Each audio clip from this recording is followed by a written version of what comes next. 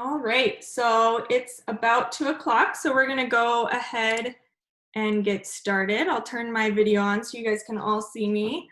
Hello and welcome to Machu Picchu and Beyond, practical advice for traveling in Peru. Thank you guys all so much for joining. This is our first time at Nomad ever doing a Zoom presentation, which we're really excited about. Thank you for your guys' patience and advice if we run into a little bit of technical issues, but I think we should be good to go. We ask that everyone just leave themselves on mute and your video off to kind of limit the number of distractions or any background noises. You shouldn't be able to turn yourself off mute, but just in case you can, just try and stay on mute. I have Carmen here as well.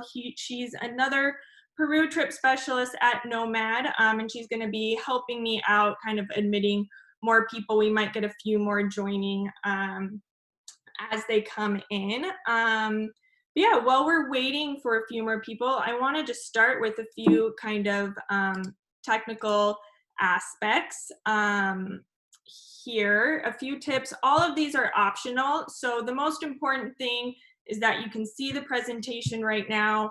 Hopefully you can. If you do run into any sort of technical issues, if you can see the presentation right now, you're seeing a screen that says Zoom meeting. It has a kind of Nomad Adventures luggage tag on it.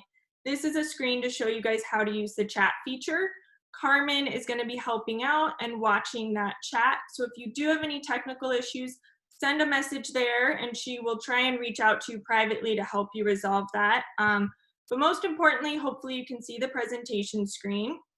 We are going to be using the chat feature at the end of the presentation as well for any questions. So you can see on this screen here, and you should be able to hopefully see my mouse, see the chat button. So that it should be at the bottom of your screen. If you click that, you should be able to send any questions to us. We will be doing questions at the end of the presentation, but feel free to go ahead and just send them as you think of them. If you like, Carmen is going to be collecting them, and then at the end of the presentation, she will ask those to me. All right. And the next slide here is you should right now be seeing the presentation.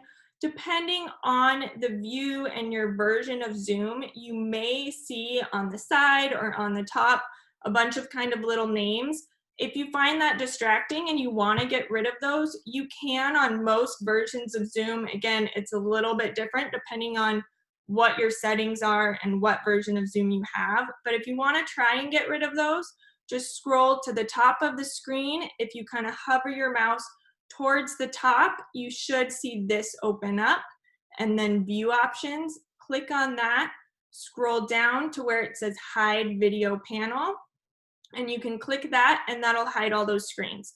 If you're not seeing that, you might be selected on side-by-side mode. Unclick that and then click hide video panel. Again, this is all just optional. I know for some people those are distracting, so we wanted to give some tips on how to get rid of those if you can. If you didn't see that option, this is another way to do that. You might have this at the top of your screen, and again, you can just select view, hide video panel. If you're not seeing that, don't worry. Like I said, it works for some versions of Zoom and not for others. All right, so I think we'll get going here then. Before we dive in, I did want to kind of just address what is probably a little bit of an elephant in the room here with coronavirus and travel. I know a lot of you might be wondering, well, when can I travel to Peru? Is right now the time to be planning a trip? So I just kind of wanted to start with an update on where things are at right now and where we expect them to be in Peru with travel. So they did about mid-March, they did close the borders to the country, stopped all flights into and out of the country. So right now it is not possible to travel to Peru. Like a lot of countries, they are kind of slowly planning this reopening process. What that means right now is that some things have started to reopen, more will start in June. With travel, that's when they expect kind of regional flights within the country to start. And it's not until August when they expect to restart international flights. Again, like with all of the plans everywhere, this is very tentative. They could change it. There are some rumors that could be pushed back. With all of it, it'll just be seeing how the phase before it, how that went, whether they decide to reopen that yet or not. At Nomad, we've postponed all our trips through the end of July at this time. And I'm sure there will probably be more questions on this at the end too, and I'm happy to answer any more questions on that. Let's see. All right. So a little bit just kind of on Nomad. Most of you guys probably know a lot about us. I looked at the names of people joining, saw a lot of past travelers, which is really great. We love our past travelers, and I'm excited to see a lot of you guys are interested in traveling to another place in South America. But for those of you who maybe are less familiar with Nomad and what we do, we are a regional specialists, so we do trips only to South America and a little bit of Central America. Our main focus is Peru, Ecuador, Chile, and Argentina. A large part of what we do in Chile, Argentina being Patagonia travel, and a large part of Ecuador being the Galapagos Islands. We do all private and custom trips, so that means you come to us with your own group of travelers. We work with a lot of couples, just groups of 2, a lot of groups of friends, a lot of families, and we work with you to develop your own custom trip that's tailored to your own travel style, how active you like to be, the types of activities you enjoy, types of hotels, how long you have to travel, really everything to kind of design your own trip that's perfect for you and your own travel style. And then when you're there, we work with all local guides, drivers, so it's really all taken care of once you're there. So that's a little bit about us, but otherwise I'm just gonna dive into Peru. All right, so Peru is a pretty large country. You can see where it's at here in South America.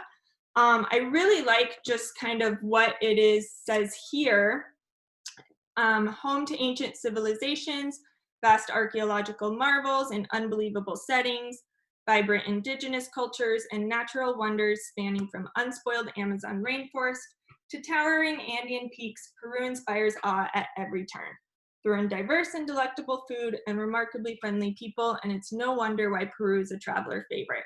I really like that, and it's really true. If you haven't been to South America before, I think Peru is a great first destination in South America to go as well.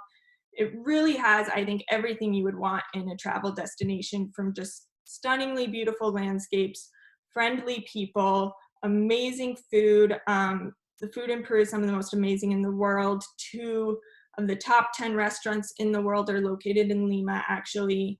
A really interesting history, of course, great archaeological sites. It really has everything anyone would be looking for in a trip. These are the most popular regions to travel within Peru.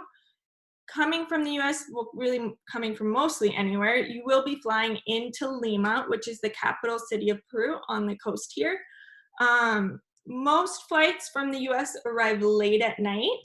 If you're on the West Coast or the East Coast, flying from like New York or LA, occasionally there are some flight options where you're arriving more in the morning, but most of the time it's a late night arrival, and then you can continue on the next day to Cusco or stay in Lima.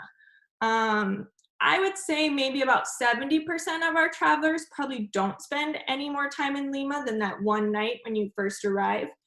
It's not, for most people, your highlight city like a Buenos Aires is, for example. However, I do suggest spending time in it if you would consider yourself a foodie when you travel. Like I said, 2 of the top 10 restaurants in the world are in Lima. That's Central and Maído. Those are great restaurants. It's more your kind of fine dining experience where you're going to have long tasting menu experiences. If that's something you enjoy doing when you travel, then definitely you want to factor time in Lima into your trip. Or if you're a big museum person, you're really into cities, it can be good to spend time there as well. The Larco Museum is fantastic. And yeah, it is a big city. So if that's something you really like seeing when you travel, it can be worth a night or more than that, 1 night, 2 nights, so you get a true full day to experience the city. But if you're short on time, like I said, it's fine to that next morning, then continue on to Cusco. These are kind of the other most commonly visited regions, and we'll dive into each. So you of course have Cusco, which is where you'll then fly to go to Machu Picchu. And in between you have the whole region of the Sacred Valley, which we'll talk about.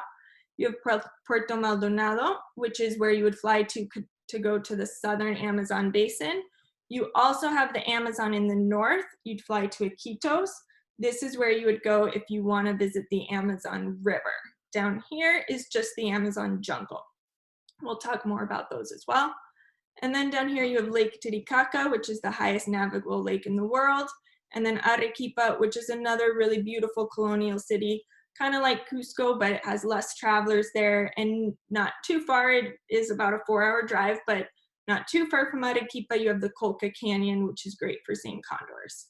So we'll dive into each one of those more, but that's kind of your overview of the most commonly visited places in Peru. All right, so you can see a zoomed in version here of this Peruvian Southern Highlands region where most trips do focus on. All right, so I'm not going to dive too much into the history, but one interesting thing I do always like to point out with Peru is how short the Incan Empire actually lasted. It was less than 100 years, but left a huge impact in terms of its impact on the culture in the country today. A lot of their holidays even are kind of a mix between Incan holidays and Catholic holidays. A lot of people are surprised by that, how short the Incan Empire actually was. There's a lot longer history of pre-Incan civilizations in Peru. All right, so diving into the different regions. So like I said, you're gonna fly into Lima, but then eventually you're gonna continue on to Cusco, likely that next day, if not spending time in Lima. One of the biggest mistakes that people make when planning a trip to Peru, whether on their own, or I've seen even a lot of travel agencies make this mistake as well, is flying into Cusco and staying in Cusco. A lot of people do that, but they think, well, I'll get to Cusco, I'll acclimatize there before going to Machu Picchu. But it's actually the opposite. Cusco is most likely the highest altitude you're going to be sleeping at on your trip. Flying into Cusco, you're at about 11,000 feet. For people familiar with kind of the mountains in Colorado, that's the very top of Vail Mountain. It's very high. It's not the best place to start your trip. You are going to feel tired, not sleep very well. You could have some more severe side effects of altitude sickness as well. So it's just not the best place to start off on the right foot. Instead, head straight down into the Sacred Valley, which is about, depending on the area of the valley, an hour to 2 hours from Cusco, and that brings you down to 9,000 feet. That 2,000 feet of difference really does help most people. You will definitely still feel the altitude. Each day as you go out on excursions, you'll certainly get up to higher altitudes than that, but returning each evening down to 9,000 feet to sleep really does help and make a huge difference. So that's where you want to start off your trip, acclimatize there. But it also is just where you're going to have some of the most amazing excursions. The Sacred Valley is my personal favorite region of Peru. You have absolutely beautiful landscapes like the one shown here, and I'll have lots of photos later on as well. Some really neat, more off the beaten path sites. Machu Picchu is not the only ruin site in Peru. It's the most well known, but ruins are scattered all over the country. So you can see some of those more off the beaten path sites in the Sacred Valley. Some really cool cultural interactions, visiting indigenous communities. It's great for active travelers. If you want to bike, hike, horseback ride, kayak, you can do all of that in the Sacred Valley, zip lining even. So I highly recommend starting your trip off with at least 2 nights in the Sacred Valley. If you have the time for it, I really, really suggest pushing more towards 3. I have a lot of travelers even spend 4 or 5 nights in the Sacred Valley if they have time and are active travelers. All right, so then, and we'll kind of dive into some of those specific sites with some photos later too. So then from the Sacred Valley, you're gonna go on to Machu Picchu next. That's kind of the flow that I suggest for a proper Peru trip. There are two ways to get to Machu Picchu. You can either hike there, or you can take the train to Aguascalientes and then a bus ride up from Aguascalientes, which is just the town right below Machu Picchu. It's about a 20-30 minute bus ride up to the site. So I talked to a lot of people that think they have to hike to get to Machu Picchu. You do not have to hike to the site. You can also take the train all the way and then bus up to the site. Walking within the site certainly does require a certain level of fitness. There are a lot of stairs, and it does require walking within the site. Once you are there at Machu Picchu, an important thing to know when you're planning your trip is there are 2 permitted hikes within the site. These are hikes that require you to purchase a permit in advance, generally a few months before your trip, before they sell out. If you're going with Nomad, we purchase these pretty much by default for all of our travelers, so you have that option when you arrive, unless we've had the discussion beforehand and you absolutely don't want to do the hikes, but generally they're always purchased by default for our travelers. One hike is hiking up to Huayna Picchu, which is this main mountain you see in the photo here. It is a steep hike. It's not for people who have a fear of heights. But you can climb up all the way to the peak and get a bird's eye view of the site, and then you hike back down. It's about, for most people, around 3 hours total. It does have some steep drop-offs, so again, if you have a big fear of heights, that may not be the one for you. If that's the case, but you really do want to do one of the permitted hikes within the site, there's another one called Cerro Machu Picchu, which is on the opposite side. So if you imagine the person taking this photo, if they kind of turn around and face the other direction, they would be looking at Cerro Machu Picchu. That is a longer hike, actually. It's closer to 4, can be even 5 hours, but it's not quite as steep. So it's better if you have kids that are hikers, but you don't want to do something this steep with them, that you have to be over 12 to do. So it's good for families. It's good for people with fear of heights that still really like hiking. And you get a similar bird's eye view of the site from Cerro Machu Picchu as well. Outside of those, there's definitely, you don't have to do one of those permitted hikes. You can hike up to the Intipunku Sun Gate, which doesn't require a permit. That's where the Incans arrived when they came on the Incan Trail to Machu Picchu for their first views of the site there. And then, of course, there's lots of walking and exploring to do just within the ruins here as well. So the other option of how to get to Machu Picchu I discussed is hiking. That is the Inca Trail. There are 2 ways to do the Inca Trail. One is doing the full trek. When you do that with Nomad, it's a full 4 days of hiking, where on your last day, you arrive in the late afternoon when the light is best. That's also my favorite time at the site. Even if you aren't doing the Inca Trail, I highly recommend going during the afternoon hours at least once. We often purchase both morning and afternoon permits, so you have both time slots there. But those afternoon, kind of 3 to 5 p.m. hours is really when the site has cleared out more. A lot of people who did day trips from Cusco, who did day trips from the Sacred Valley, they've all left on their train, so it's a really calm time. So with our Inca Trail, we have you arriving at that time. 90% of people hiking the Inca Trail instead do 3 full days of hiking, and then on that 4th day, they wake up very early in the dark to do this kind of rush to the site with everyone else to get there for this sunrise at Machu Picchu. I will say Machu Picchu is in a cloud forest surrounded by higher mountains, so it is often cloudy at that time, and it actually puts you there generally when the most people are arriving to Machu Picchu. So that's why we instead do it this different way, which really a huge advantage of that is that it puts you at a different point on the Inca Trail as 90% of other people. So you have 500 permits every day to start the Inca Trail. With the way we do it, that first day you're hiking on the other side of the river as most travelers, so you really don't see anyone that first day aside from the people in your own group. We have a private campsite that first night, which is this one in the bottom right-hand corner there. And then the second day, again, now you're at a different point on the trail as everyone else who's keeping this quicker pace for an earlier arrival. And so you really don't see someone that second day. It's not until the third day that you do start kind of running into more travelers. But I highly recommend doing it that way, where you do 4 full days of hiking. So you have a much more kind of magical experience where you're not with as many other people on the trail, and you have that experience of arriving to Machu Picchu in the late afternoon when the light is really best.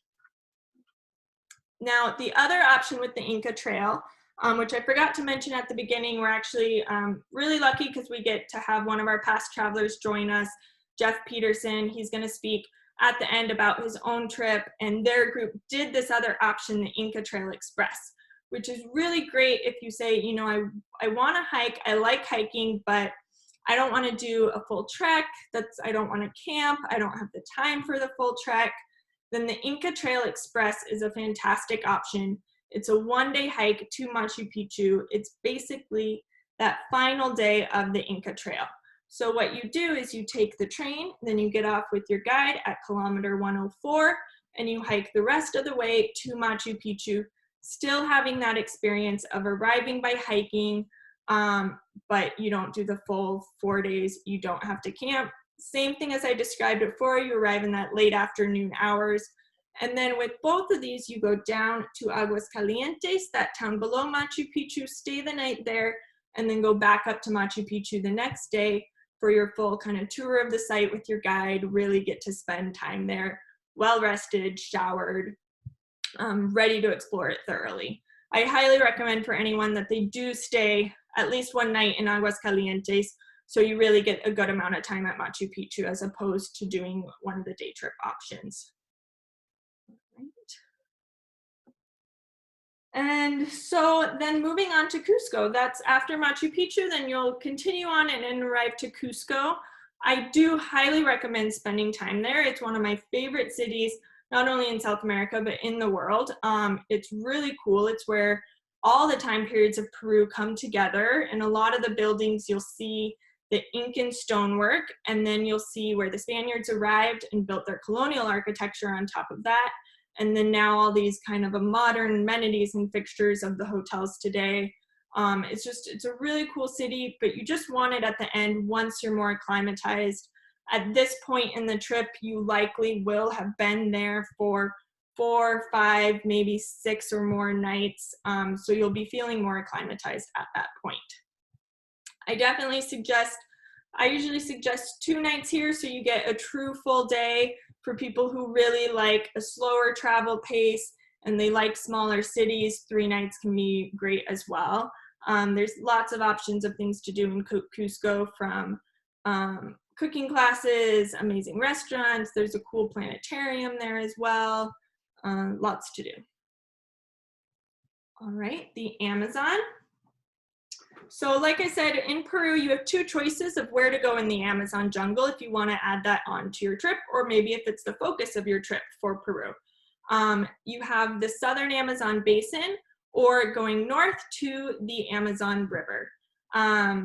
The Southern Amazon Basin is just about an hour flight from Cusco, so it's a much easier add-on. You can add it with just 2, 3 nights, and it adds on really well with just that short flight. And there's fantastic lodges that are then just an hour and a half or so upriver to those lodges. Reserva Amazonica is one of my favorites. They do a really great job. It's really affordable as well, but a very nice lodge. So if the Amazon isn't the focus of your trip, but you want to add it on, you have interest, you can do so with just 2 or 3 nights going to this region. It is a lot of the same wildlife as you would see up north. The biggest difference is that it's not the Amazon River. So if that's really important to you, that your Amazon experience include actually seeing the Amazon River, then you need to go up north. For that, to Iquitos, that does require more travel time. You can't always get there within 1 day. Sometimes you have to fly to Lima first and then fly to Iquitos. And it is generally a more expensive option as well. Most of the lodging up there is more kind of luxury Amazon River cruises. All right. The other common extension is Lake Titicaca. So while the Amazon is a great extension for more nature, a very different scenery than what you saw in Cusco, Machu Picchu, the Sacred Valley, Lake Titicaca is a great extension for more of a deep dive into culture. It's the highest navigable lake in the world, like I said, and it's home to just some really fascinating cultures. You have the floating islands there, which is where communities have made islands and have been living on them for generations out of these reeds from the lake. I would say the biggest thing to be careful of with a trip to Lake Titicaca is if you stay right in Puno, which is the main town there, and then go to just the main floating islands right outside of Puno, right off the shore, it does have the potential to feel like a very touristy experience. Those main floating islands, it's a group of about 80 islands. I will say the communities on those islands are not, most of them aren't truly living on those islands anymore. It's much more of a kind of experience there for the tourists. So if you want a real kind of authentic experience here, I suggest, and where we take our travelers, is further out onto the lake to the Totino's floating islands, which is just a group of a few islands. The families are truly still living on those islands. They just accept kind of a few groups of tourists a week as opposed to many every day. So that's what I suggest. If you really want that deep dive into culture, I suggest going further out to the Totino's floating islands there. And then also include a visit to Tequila Island in your trip to Lake Titicaca. That island really feels like kind of a step back in time. There's no electricity there. Again, fascinating communities, as you have people where you can, you know, just from their hats, you know, if they're married, if they're single, what community, family they're from. So a really cool extension for culture. I suggest 2 to 3 nights here. There's some cool kayaking options. There's also homestay options if you really want to kind of step out of your comfort zone and dive into that. All right. So now we have Arequipa and the Colca Canyon. You can do a trip where you go from Cusco. An important note I forgot to mention with both this region, but Lake Titicaca as well, is you're at a higher altitude now. So you absolutely need to do Lake Titicaca after your Machu Picchu and Cusco portion of the trip, not start there. Now you're at 12,000 feet at Lake Titicaca. When you get to the Colca Canyon, there's areas where it's even 13,000 feet. So this portion of your trip needs to be last once you've more acclimatized.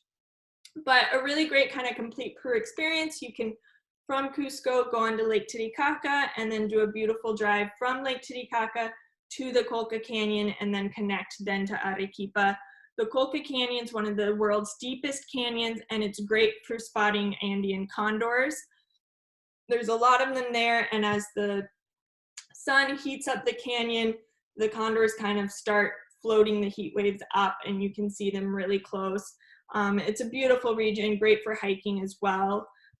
If you're interested in connecting these and you like more kind of luxury level experiences, and maybe you have an interest in trains, there is a really cool, it's a Bellman product, a Bellman train, where you sleep on the train. It's a 2-night, 3-day experience, and it takes you from Cusco to Lake Titicaca. You do one great full day at Lake Titicaca, then back on the train, and then go to Arequipa. We generally have our travelers get off a little bit early to then tie in Colca Canyon as well. That's a really cool experience too. You can also just take the train from Cusco to Lake Titicaca and then get off the train and do Lake Titicaca for a longer amount of time. All right, so now I'm just gonna kind of dive into some more photos. So of kind of the different regions here. So this is Sacsayhuaman, which is a great site to visit on your first day in the Sacred Valley when you've flown to Cusco and you make your way to the Sacred Valley. This site is actually just outside of Cusco. As you can see, it's incredible because the stones are taller than you are and they're so close together you can't even slide a piece of paper in between them. And the site works great. It is at high altitude, it's actually above Cusco, but it does still work great that first day because it's a flat site. So while a lot of these ruin sites require a lot of climbing, this one you can just do a gentle walk through it, see how you're feeling, start getting acclimatized before then heading straight down to the Sacred Valley. So whether it be at that point or another point in your trip, I do suggest a visit to Sacsay Women. All right.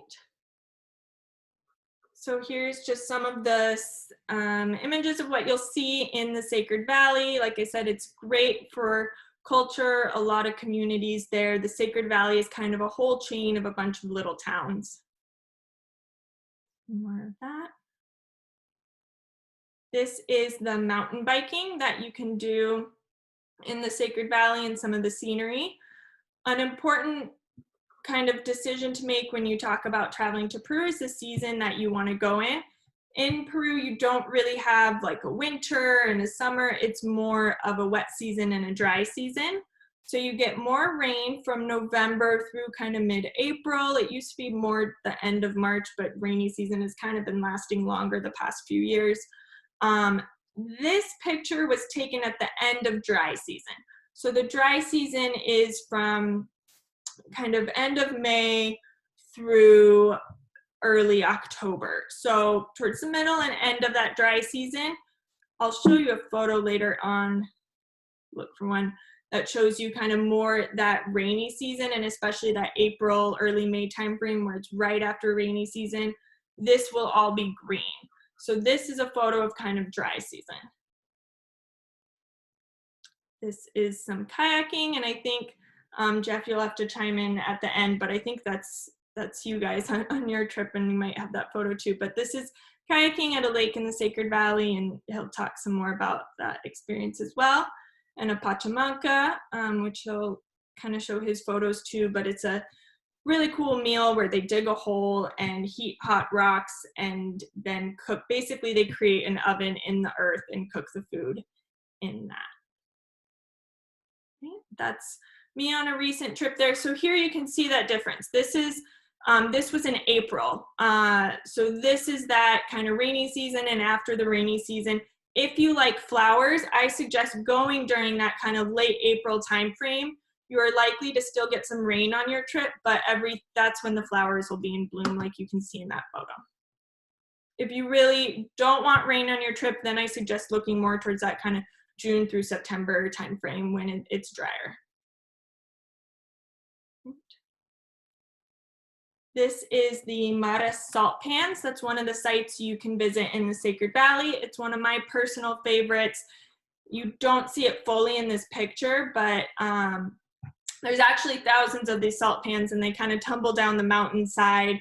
And there's this tiny little stream that flows out of the mountain with really salty natural water, and it flows down, and then these man-made salt pans collect the water. As the water evaporates, they then harvest the salt, still in the traditional way, in the sense that each family from the Maras community is designated a salt pan. That's their family's salt pan. They're responsible for harvesting it. They get the profit from the salt that's now being shipped all over the world. So it's an interesting site, but it's also just a beautiful setting. There might be another photo later on, but you have the background to this just beautiful Andes Mountains there too. This ties well in a day to also visit Moray. These are the circular agricultural terraces where they basically think that Incans discovered the effects of growing crops at different altitudes. So it was sort of their laboratory to test how things changed as they grew crops at different altitudes. And again, it's just a beautiful setting with the Andes Mountains in the background here. It's not far, both of these are in the Sacred Valley. It's not far from that Maras. So they tie really well together, either with the day of biking, some hiking, or horseback riding. This is, like I said, it's also great in the Sacred Valley to visit an indigenous community. This is taken at the Amaru Indigenous Community, which is one that we work really closely with. We've worked really hard to build a close relationship with them. So it's nothing like this kind of touristy roadside stop where you get out, take your photos and go. You really go spend the full morning with them, learn about their lifestyle, learn about their farming practices and their weaving practices. They show you their farmland, and what's especially cool is here, I'll show you, I'll scroll back in a minute, but the plants that they gather to then create the dyes. So you can see they use this plant to create the dye that then they make this yarn from and then create these beautiful weavings. So you can see the whole process of that. Again, this is all things you can do in the Sacred Valley, that first region of your Peru trip. So this is some of the traditional attire that they wear and that you'll see just as you're kind of going throughout the Sacred Valley that you'll see people wearing. This is quinoa. Quinoa is from Peru. If you go to Costco and get quinoa and look at the back of the bag, generally it's from Peru. You'll see it all over when you're there. This is cuy, or guinea pig, which is a delicacy in Peru. Again, as you go through the Sacred Valley, you'll see it for sale and see it all over Peru as well. This is right outside of that site Moray, where the circular terraces, where I said you also have a beautiful setting of the Andes Mountains. You can see this is that dry season. For contrast, that's that kind of if you go more in the after the rainy season or during the rainy season. This is an awesome picnic that we set up outside of Moray. Beautiful views there. This is horseback riding in that same area. One of our awesome guides, Thomas. This is Tara, who some of you guys may know. She's one of Nomad's co-founders at the Pisac market. If you like shopping and like visiting markets, then you definitely want to factor in a visit to the Pisac market, which ties in really well visiting the Amaru community as well, because it's close by. Okay, so this is where you take that train to Aguascalientes, the town below Machu Picchu, from Ollantaytambo. Ollantaytambo ruins. Like I said, Machu Picchu is not the only ruins to see in Machu Picchu. You have so many others. This is Ollantaytambo. The Pisac ruins above that market are also fantastic. You have ruins Tinchero, and then you have other ruins you can do hiking trips to as well. They're really all over Peru. So this is one of those alternative hiking options, actually. So like I said, you have that full Inca Trail. If you really like trekking, want to do a different trek than one to Machu Picchu, or maybe the permits are sold out. Those permits do sell out very far in advance. This is a great trek, the Salcantay one. It's higher altitude. You get up to 15,000 feet on this one, but you have beautiful alpine scenery. Some people will advertise it as the back door to Machu Picchu, but it is important to note you don't actually hike into Machu Picchu on this trek. You'll hike to a point where then you reach the train and take the train, same thing, to Aguascalientes, and then go up that next day. But you do at one point on the trek kind of see the back side of Machu Picchu, where the guides will point out that mountain is the back of Machu Picchu. But it's a beautiful hike for people who want trekking but don't want to camp. You do have lodges all along this trek as well, and can do a lodge to lodge program. All right, this is on Salcantay as well. Again, Salcantay starting to approach that 15,000 foot pass. Same thing. This is kind of the dining experience that we do on our trek. So when you're trekking, you're just responsible for carrying your own day pack. You don't have to carry your tent, your sleeping bag, all of that, just what you need access to during the day, your camera, your rain layer, sunscreen, things like that. And then when you arrive each kind of afternoon, we have a spot where we've set up lunch like this, and then again in the evening we've set up dinner and set up your tents. And the food is delicious. Our chefs on the Inca Trail are just amazing. They're like magicians with what they're able to do. Okay, just some more kind of scenery. This is my sister and I actually, when we did the Inca Trail. These are some of the ruins that you see. So along the Inca Trail as well, you see lots of ruins as you're hiking. Our first campsite that we set up is right below these ruins, and it's actually a private campsite that we have, which is nice. This is some of the terrain on the Inca Trail. It is all Incan stonework that you're hiking on, and this one's a little deceiving actually, because most of the Inca Trail is steps and a lot of uphill like you'll see here. This is approaching the main pass on the Inca Trail, which is about 14,000 feet. It's very common in Peru to chew on coca leaves. All the porters will be chewing on them. You arrive to a hotel in Peru, they will have coca leaves out as well to make tea. there as well, and it helps with the altitude, so that's why they use it. All right, this again is that first campsite. This is my sister and I again. At the highest point on the Inca Trail, it's actually called Dead Woman's Pass, but this is that kind of high point you hike up to on that full trek. More scenery from the Salcantay, some plants.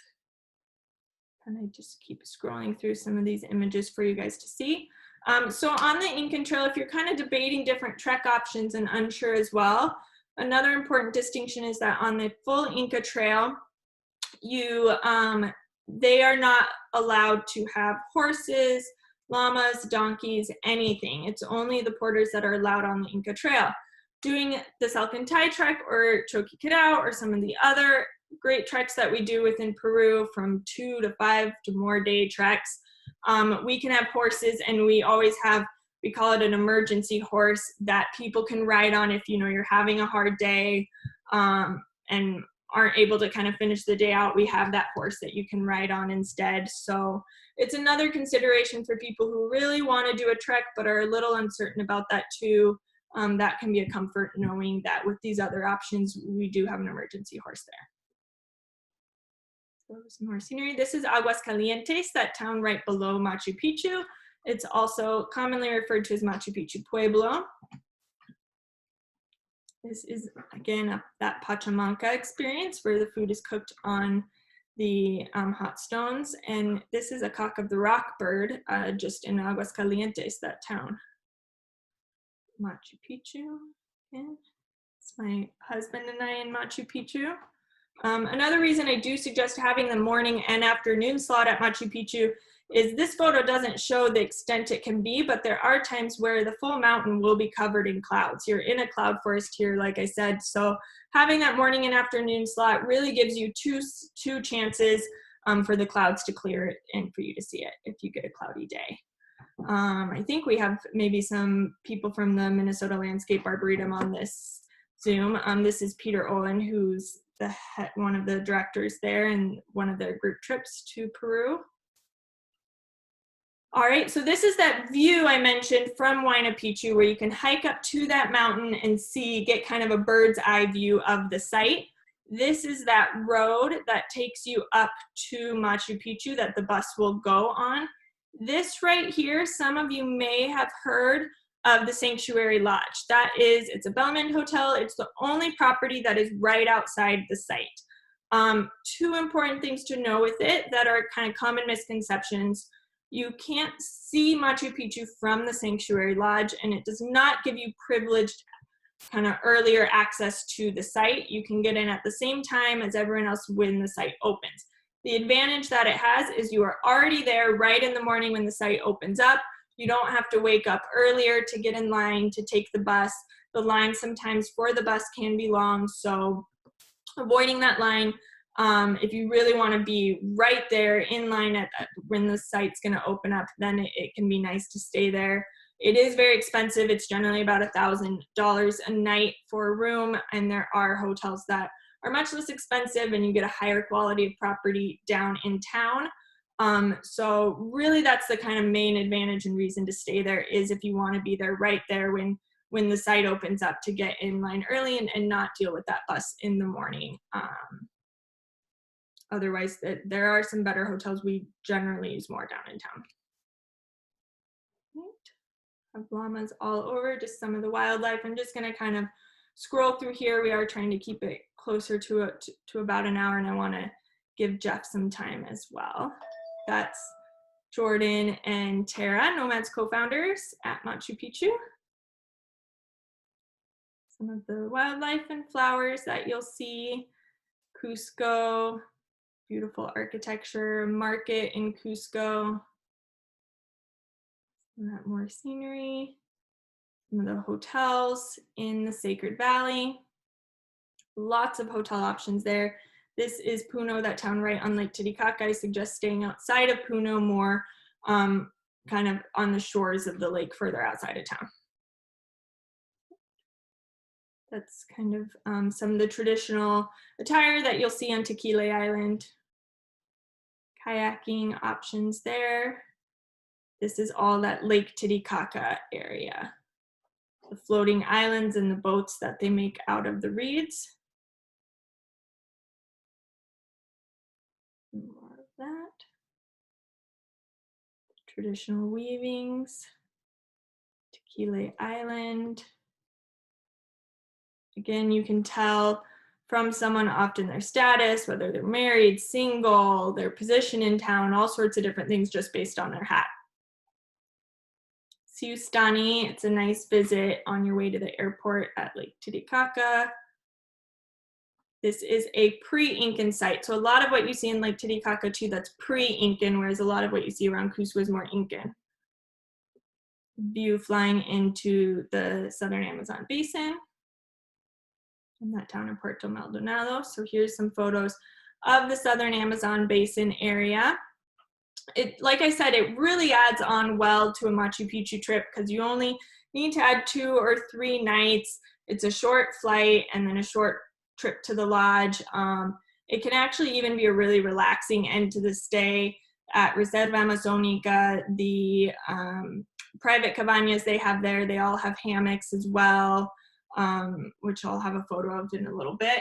But it's great wildlife, complements Machu Picchu really well because it's very different than what you'll be seeing during your Machu Picchu, Cusco, Sacred Valley portion of your trip. With the Amazon, it's not your Galapagos Islands, African safari type experience where the wildlife is all over and right in front of you. These are animals that have traditionally been poached, so they do more hide. This is a caiman, hide from the people, but that's the cool aspect of the wildlife experience there is that you really have to go searching for it, and it's just incredible. These are the giant river otters. What the guides are able to spot up in a tree over here or camouflaged on the leaf that you would never see if you were just walking by. So that's the cool aspect of the wildlife experience there is really that experience of going out and searching for it. There is a canopy walkway system at Reserva Amazonica as well. Beautiful canopy. Can do piranha fishing too. And at some lodges, you do have some kayaking options as well. And those are those hammocks that I mentioned can be quite relaxing. So just a little bit on weather. I kind of dived into it already that the biggest difference you have is the wet or the dry season. If you really don't want to experience rain, you're doing one of those treks and you don't want to trek at all in the rain, then I suggest looking more towards June, July, August, maybe even September. If you really want that lush green countryside, you like flowers, then I suggest looking towards April, even early May now. Like I said, the rainy season has kind of been carrying off more into April than it used to. If on the other hand, if you really want to avoid the peak season when you have the most travelers and you don't mind rain, you don't mind throwing on your raincoat, then that kind of January, February, March time can be nice. The rainy season in Peru, it's not like you have rain all day, every day. It generally rains for a few hours and then clears up. So even if going during that time, most likely you'll have rain several days of your trip, not every day.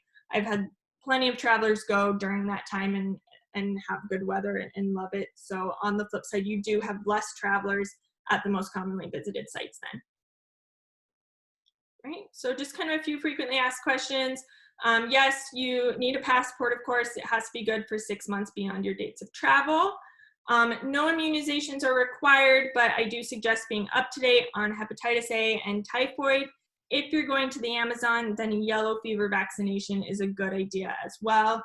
If you do confirm a trip with us, all of this is information we send over to you as well in a trip information packet. In Peru, they use soles. The ATMs are generally the easiest way to get money out. You can just, if you like arriving and already having cash, you can use a bank in the States and order money.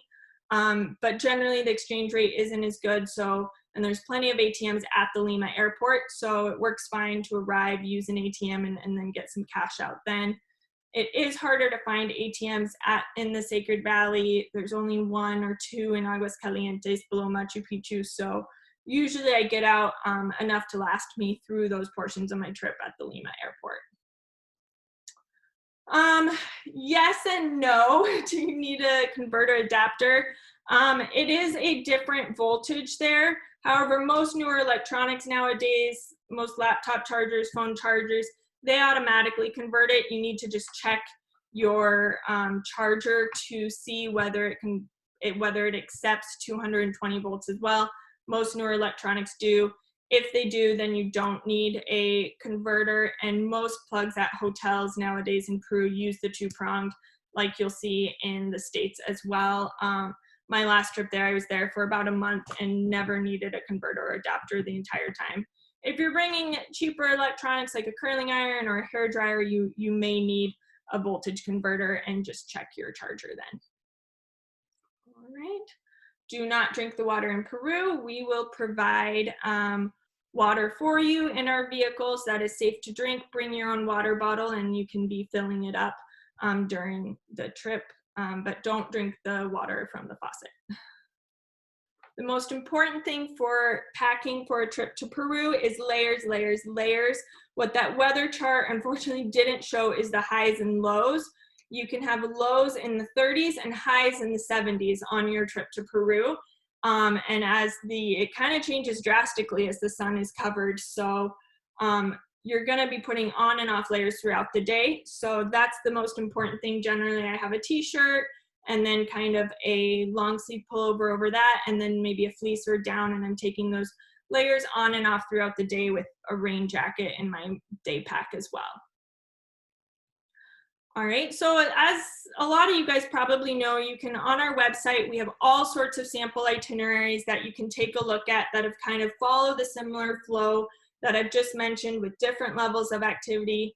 So go to our website to check those out, but really the best way to start the planning process for anyone who is interested in starting that planning process is to give us a call, shoot us an email, and we'll schedule what we call discovery call, so I can learn more about you, make suggestions for your own itinerary, and kind of send over a high-level overview of what I'm suggesting before we then develop a full detailed proposal that looks kind of like this, but with more detail for your own trip. So you can see sample itineraries online like this one to get an idea, but everything we do is custom.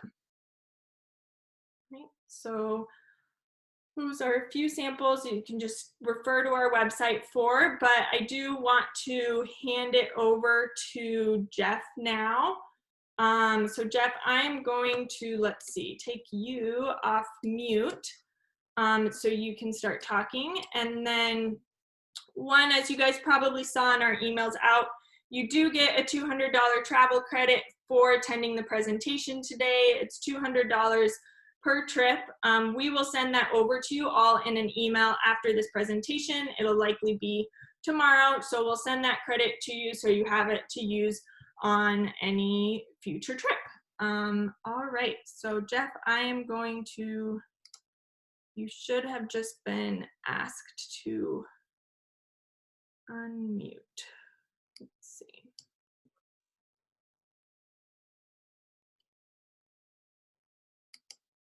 All right. Let's see. Jeff, did you get the option to unmute?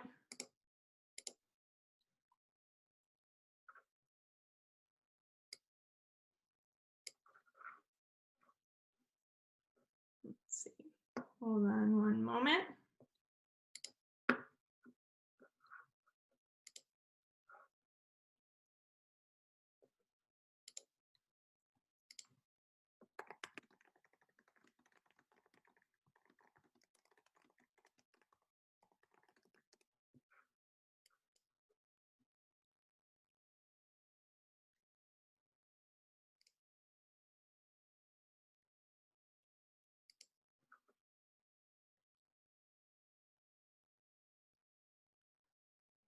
See.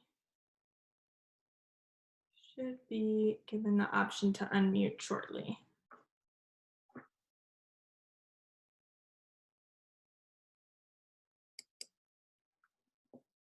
All right, I may have to just unmute everyone shortly. There we go. Okay, finally. Perfect. Sorry about that. I'm glad you're unmuted now. I had to get my IT person in here, so. Perfect. Okay, I'll go ahead. Hello, folks. My name is Jeff Peterson.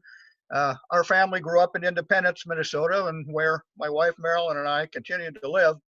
I'd like to share some slides of our family's adventure with you. We began for a couple of years. Our family had been planning a trip to Peru with Nomad. Machu Picchu was our first on our bucket list, so the adventure really had to be planned around that.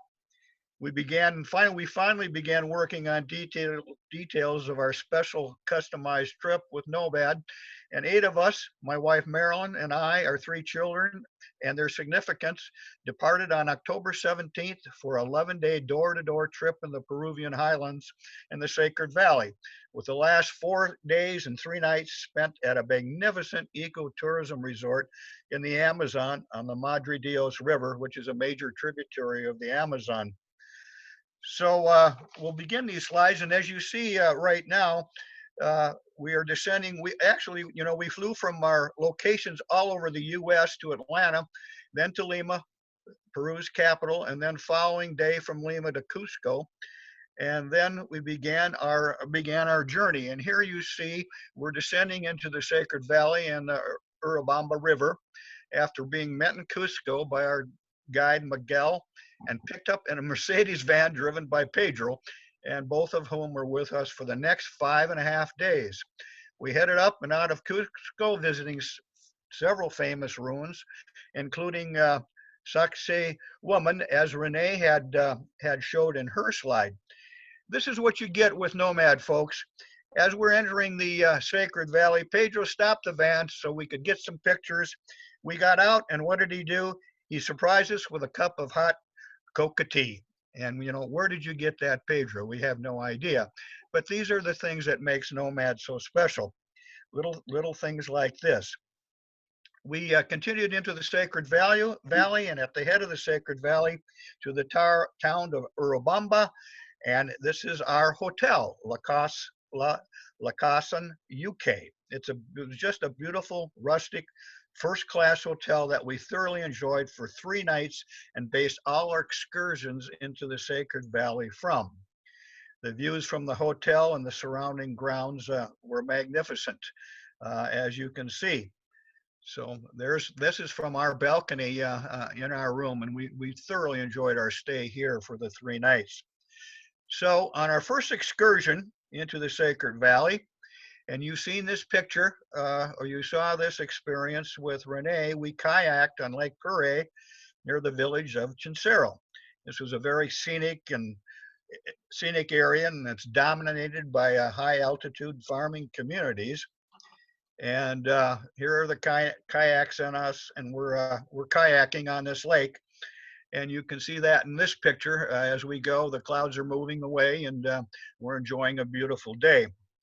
In the next slide, here's what awaited us on the shore of Lake Peru, and one of the true highlights of our trip. And you've seen a picture of this. While we were kayaking, a local farmer and his helpers were preparing a celebratory meal, traditional in these parts, called a pacamancha. Here, a large hole is dug in the ground and a fire is built within to heat stones for about 5 hours. The stones were heating while we kayaked, and when we landed, we were treated to a very special experience in the tradition of this local community. Next slide, we gathered with local children to observe the process of the pacamancha. And the next slide, you can see the food was placed directly on the stones to cook for another 30 to 45 minutes after being covered, and then after that is being covered with grasses for flavoring, followed by wetted cloth for steaming. And here's where you can see this is a true feast, where we had chicken, lamb, 4 or 5 different types of potatoes. You may know there's 3,000 varieties of potatoes in Peru, which is extreme. We had large sweet onions, green beans, pineapple sections, on and on and on. So the delicious meal is served along on a classical table with wine, and we're right off the lakeshore, and it really doesn't get any better than this. It was a beautiful day. This is a picture. The next slide is a picture of Umasabamba. It's an old hacienda, beautiful hacienda, populated by Andean farmers and weavers. And this is looking at a scene from the cathedral, where we were able to go inside and see ornate paintings and sculptures. The next several slides, and you saw some of these with Renee, were demonstrations that Nomad has worked with the local people to put on for visitors. And they're not touristy at all. But here we learned about the magic of waste loom weaving, as well as the harvesting of the dying agents from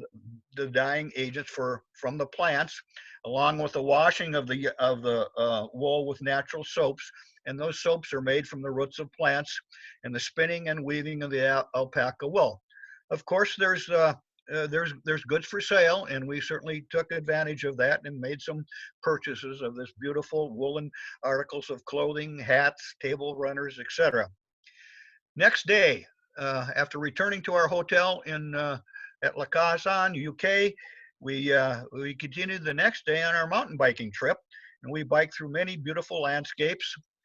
The next slide, such as this, and through rural towns, such as you'll see in the next slide. And you saw some of this with Renee's slides. The next slide is really a special slide, and this was really a highlight for all of us. We had stopped in the town of Chinchero and visited an elementary school and this class of kindergarten children. This had all been prearranged by Nomad. They were all waiting for us, sitting in the schoolyard. We were introduced by their teacher, and they began singing to us in their native Andean tongue. And they just wouldn't stop. They were so delightful, and they then wanted us to sing. And so what we did is we went to in our own rendition of Old MacDonald Had a Farm, adding some animals they were familiar with, such as a llama, etc. The teacher, then we presented them with some notebooks and coloring books, pencils, crayons, etc., gifts that we had brought, as advised by Nomad that we could do. And their teacher was simply overwhelmed with gratitude. Again, this was really a highlight. So our downhill bike trip continued, and you saw this in Renee's slides, and we have we are at the village of Maras with the amazing view of the pre-Columbian terrace salt pans that are still harvested by the local villagers in their traditional way. Salt-rich springs from deep in the earth surface are drained by some very unique systems into 5,000 or so separate salt pans where the surface water evaporates, leaving this pure salt residue behind to harvest. Here you see how the salt is harvested by by the local community individual. From the salt pans, we left our bikes and hiked down through the salt pans and out through a village of Maras into the Sacred Valley across the Urubamba River on a swinging bridge. And right on the other side of that bridge, there was the amazing Pedro with our van with all the bikes on top. So the next day, here it comes, our targeted destination. We boarded the Inca Express to Machu Picchu. This is our train from Urubamba down the Sacred Valley to our drop-off point at kilometer 104. As Renee had explained, we chose to take this active hike or medium active hike, certainly not the 4-day Inca Trail, but this 6-mile hike that took 5, 6, 7 hours, I can't remember exactly, which is the last 6 miles to Machu Picchu. I strongly recommend this if you can do some trekking that's moderate but fairly steep. This was really enjoyable. The train again, they dropped us off at 104, and here we are, going up 6 miles, and up in the right hand or up in the middle of the slide there, you see a clearing, and that is actually where we're headed to. And this is called Winiwaya. And this is the view from the trail. Then there's a view from the trail looking, the next slide, looking down the mountains to the river, to the Urubamba River. Then the next slide is another spectacular view looking back down on the trail from where we came. You can see that the trail is steep and it falls off abruptly. So it is, it's quite extraordinary. The next slide is the signage for Winiwaya Well, Huayna is actually the last major Inca complex ruined before Machu Picchu. It has striking architecture, and which suggests it's an important township for the Incas. It has extensive agricultural terracing, many man-made water fountains, and 4 distinct town sectors, including agricultural terraces, religious ritual areas, a watchtower, and some urban dwellings. The next is the falls at Huayna, and Huayna actually means forever young. The next slide is a spectacular view. This is Huayna, and you can see the steep inclines and the pitches that it's built on. So we continue from Huayna, and we finally enter the Sun Gate. And the Sun Gate, as Renee explains, is on the top of Machu Picchu. And in this trek, you come in through the Sun Gate, up some really tough steps that our guide Miguel called gringo killers, and they kind of were. And here we are finally there at the Sun Gate above Machu Picchu at the end of our 6-mile climb. The Sun Gate overlooks Machu Picchu below with 180 degrees surrounding and is where the Incas controlled access to the city. Look at the facial expressions on us, and you can tell that no doubt of the magnificence of what we're looking at. Simply awestruck. So we climb down from the Sun Gate to the lost city of Machu Picchu. It has, and as we go down, we're overlooking Machu Picchu, and we can get a great view of it. As you can see here, that mountain in the background is called Huayna Picchu, as Renee had explained, and it's available for climbing, with a permit. Most of my family did that climb, but myself, my wife, and my son Taylor did not. The 3 of us are not that great on these steep heights, but the others did. So this is the next slide, is the view from Huayna Picchu, looking down on Machu Picchu. So you can see what the extreme steepness is in looking down, and some of us just couldn't handle that height. So anyway, so they climbed down from that, and we went down then the mountain to after this exerting day, and went to this natural spa in the town of Machu Picchu Pueblo, which is actually Aguas Calientes also, and it's at the base of the mountain. And we went down that winding switchback road down to the town, and enjoyed this hot tub after that long day. We then stayed at that hotel in Aguas Calientes, which is very nice. And then the following day, we boarded the Inca Express for our trip back to Cusco. And here when we were, what I missed saying is that after we stayed in Aguas Calientes, we went back up Machu Picchu and spent the whole day there with our guide Miguel, who took us through everything. He's so knowledgeable, and it was pretty much the whole day long viewing of Machu Picchu. At the end of that day, went back down the mountain, got on the train, and took a 3.5-hour ride back to Cusco. You can see amazing views from the Vista Dome, and there was a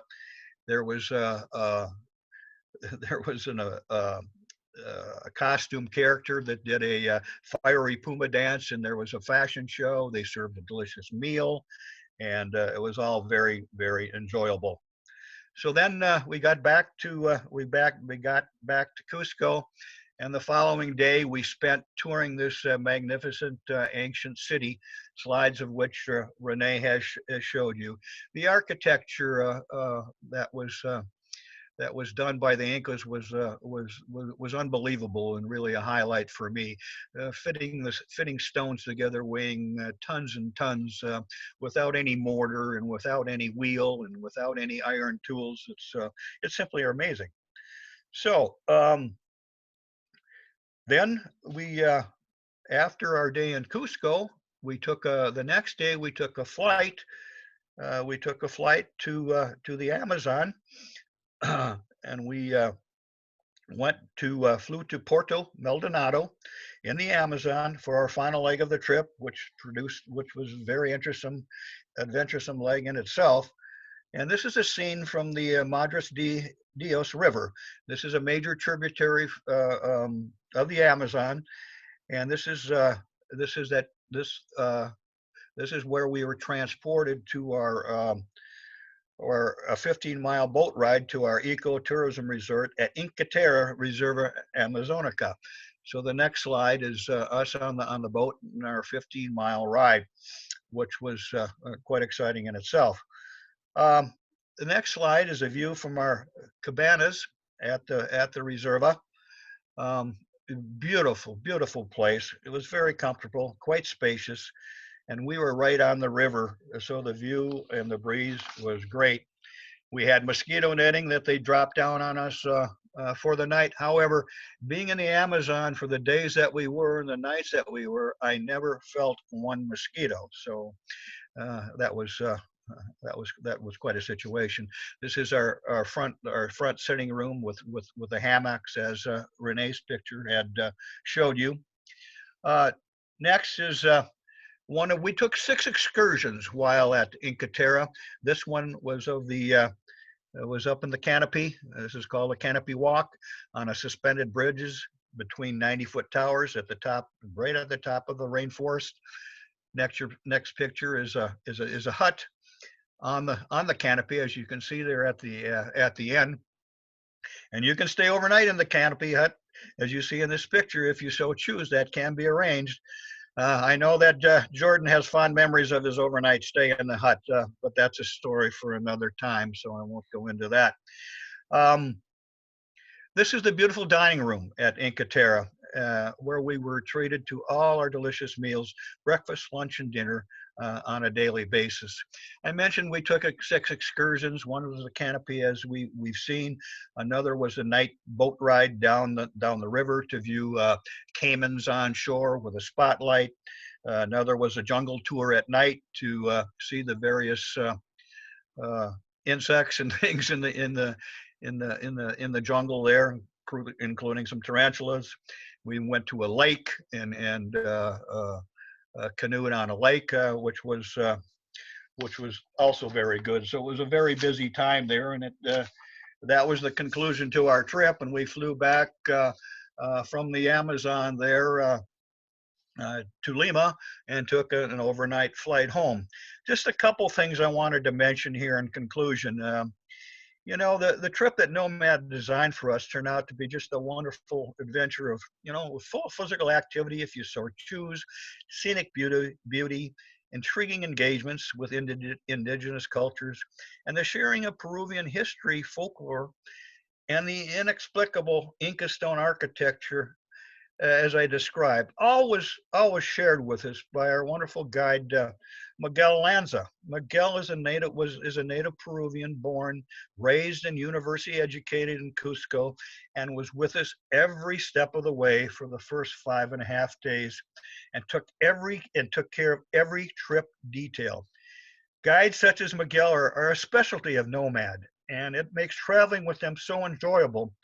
And it's so great not to have to worry about any trip document or detail in a foreign country where you don't speak the language, or at least you don't speak it very well.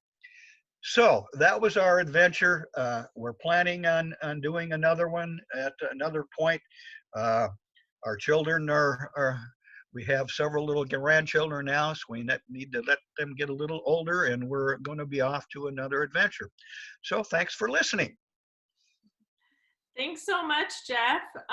Really appreciate that. It's awesome to see these photos again.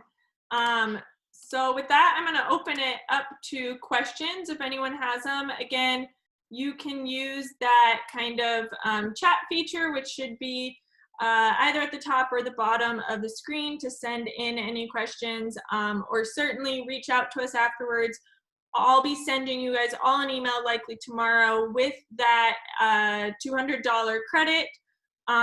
So certainly you can respond to me there. We can set up a call if you have any questions, or email if you prefer as well. But if you have any questions right now, go ahead and submit them via that chat feature. Carmen, have you seen any questions yet? I have to unmute you as well.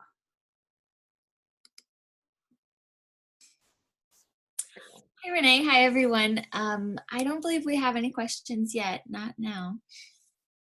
All right, sounds good. Well, yeah, I'll stay on for another minute or two. If people do have questions, we'll read around. But otherwise, thank you guys so much for joining us. We do have, I'm giving another presentation on Friday. If you're interested in Ecuador or the Galapagos Islands, it's Friday, I believe, at 11 a.m. You should have, the times are in the newsletter we sent out to everyone as well. But yeah, Friday, 11 a.m. And then there's presentation next week on Patagonia on Tuesday. I believe it's at 1 p.m. And my colleague and amazing Patagonia specialist, Krista, is going to be giving that presentation. So I see a few, I have the chat open here. I see some questions coming in. So how much is the area affected by COVID? So yeah, it definitely has been affected. Like I said at the beginning, the borders were closed, so travel has stopped. That happened about mid-March, and it is still closed to travel. As far as how kind of the number of cases they have, I believe it's around 130,000 cases. So not the same level as the States, but it definitely has been affected. I believe after Brazil, it might be the second. So it definitely has been affected by COVID, and travel is still halted there right now. And we're just, yeah, keeping an eye on it to see when cases kind of start stabilizing or going down, and as is the country, before they kind of decide to reopen things. Tentatively, it's looking like August that could be pushed, but we're kind of on hold seeing. I see a question here on physical nature of the trip. So if one member of the trip can't engage in strenuous activity, can some members do some things and some do less physical things? Absolutely. Peru is actually really great for that. The Inca Trail Express, actually, that one-day hike that Jeff was talking about, can work really well if you have members of your group that really want to hike the Inca Trail and then members that aren't hikers. That hike works great because some members of your group can get that Inca Trail experience with the one-day hike, while others you all take the train together. While some members of your group get off at kilometer 104, others can stay on the train and train that same day all the way to Aguascalientes. And then we can get you can either meet another guide and go up to the site that same day to see Machu Picchu, or there are some really nice hotels in Aguascalientes as well. Machu Picchu Pueblo is a great one. That at that hotel, there's a lot to do there with just a day at leisure. So you can, while the rest of the members do that hike, you can arrive to Machu Picchu Pueblo Hotel. They have semi-natural thermal baths. They even have nature walks, a spectacle bear rehabilitation program. There's lots to do. So a lot of times with groups like that, I'll give those travelers just a day at leisure. The others arrive that Inca Trail Express hike. Everyone meets at the hotel in the evening, and then everyone goes back up to the site the next day together for the full tour. So that's one way. With that biking day is another easy day because we have a support vehicle the entire time. And depending on the size of the group, with larger groups, a lot of times we have your main guide and then a biking guide. So again, you can easily split up. Some people can go in the vehicle, others biking, and meet up at sites. There's lots of ways in Peru for us to make sure everyone's happy with the different kind of levels of activity. That's just what I would, want to talk to you about, of how active are some, what are different people's interests, and making suggestions that fit everyone. But it is a really good destination for that type of group because there's lots we can do. All right. Any other questions? Perfect. All right. Well, like I said, I'll send you guys all an email, so you'll have my email. I've emailed you guys all already as well. So if you think of any other questions later, don't hesitate to reach out with those. Yeah, and thank you guys all so much for attending, and hope to be in touch with you later, and everyone stay safe and stay healthy. All right. I will be ending the meeting right now. Thanks so much, guys. Have a good rest of your day.